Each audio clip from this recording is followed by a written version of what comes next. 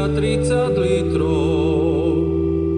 Náš Pán nosí kríž a hodinky za 30 litrov.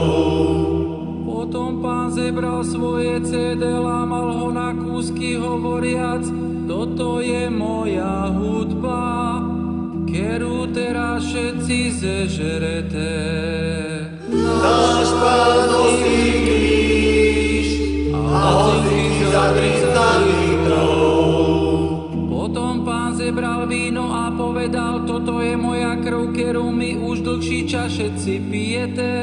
A neveráci Tomi, ktorý zedol hudbu, sa opýtal Pána, prečo nepije. A on mu to komentoval týmito slovami. Milý Tomáško, ja nepijem, lebo nesom zvyknutý, a keby som si